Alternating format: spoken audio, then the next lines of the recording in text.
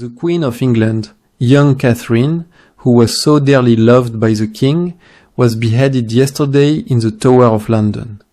She confessed her guilt with sorrow, saying she deserved 100 deaths. She spoke little, but with a good countenance, and in such wise that many judged her to have shown a courageous heart. After making her last words, she laid her head on the block, and it was taken off at one stroke. With her also died Lady Rochford, Jane Boleyn, who had been the instrument of her misfortune. This woman said little, except to confess that she had been justly condemned. Both died with a firmness that moved the spectators to greater compassion than if they had been guilty of great crimes.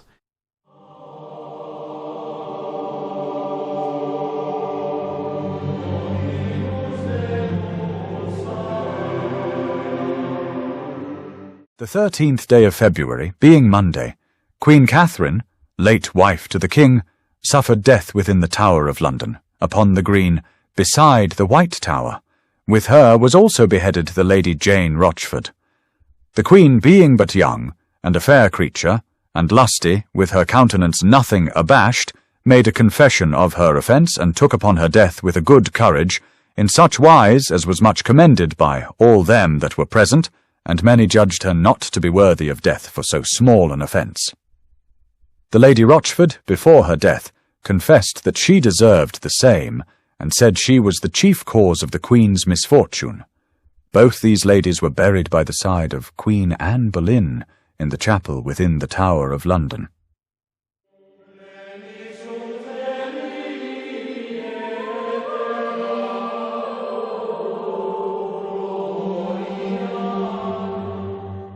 The 13th day of February, the Queen was beheaded within the Tower of London, and also the Lady Rochford, widow of Lord Rochford. The Queen made a short speech, acknowledging her offence, and desiring the people to pray for her soul. She showed no great fear, but submitted herself patiently to the executioner.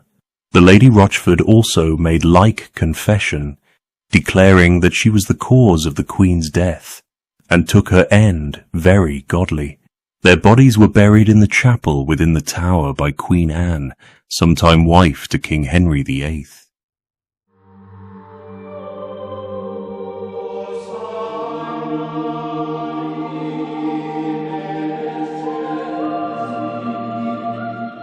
Upon the 13th of February was brought to the scaffold in the Tower of London Catherine Howard, late Queen and wife unto King Henry VIII.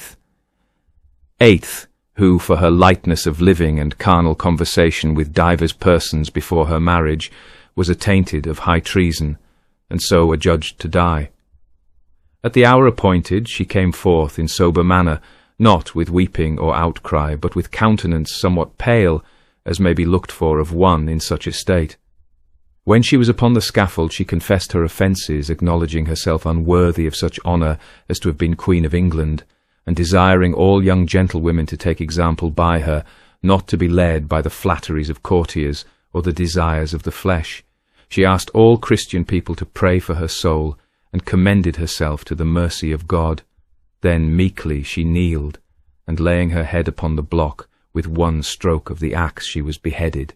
Immediately after, the Lady Jane Rochford, who had procured and abetted her doings, was likewise executed, making her own confession that she had justly deserved her punishment.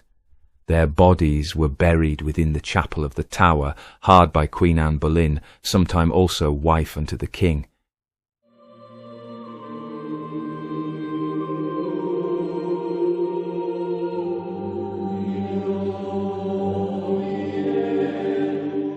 On the 13th of this month, the Queen of England called Catherine Howard, together with the Lady Rochford, was executed at the Tower of London.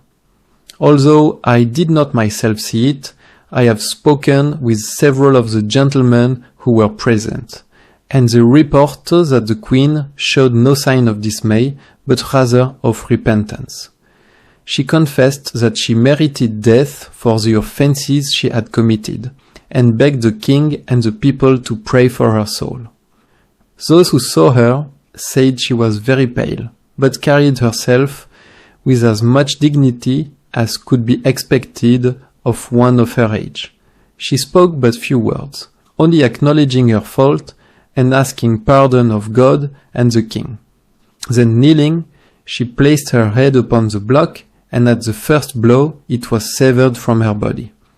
The Lady Rochford followed, and openly declared herself guilty of having petted the Queen's misconduct, and confessed that she had been the principal means of the ruin of the Queen. She also suffered death with firmness. Their bodies were immediately buried within the chapel of the Tower beside Anne Boleyn.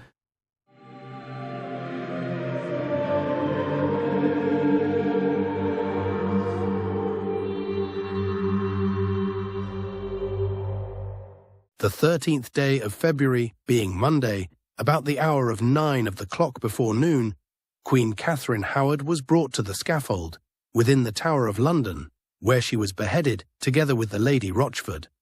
The Queen, being but of tender age, came forth apparelled in black velvet with the lining of crimson, her visage pale, but her gesture very steadfast. When she was on the scaffold, she turned to the people, and with meek countenance confessed her offences, declaring she had not been of such constancy towards the king her husband as became a Queen of England, but trusted in God to be forgiven. She desired all Christian people to take example by her and pray for her soul, and specially to pray for the King's majesty long to reign over them. After this she meekly kneeled, laying her head upon the block, and at one stroke was beheaded. The Lady Rochford likewise confessed she had been a cause of much mischief, but trusted in God for mercy, and then was also beheaded. Both were buried within the chapel of St. Peter in the Tower.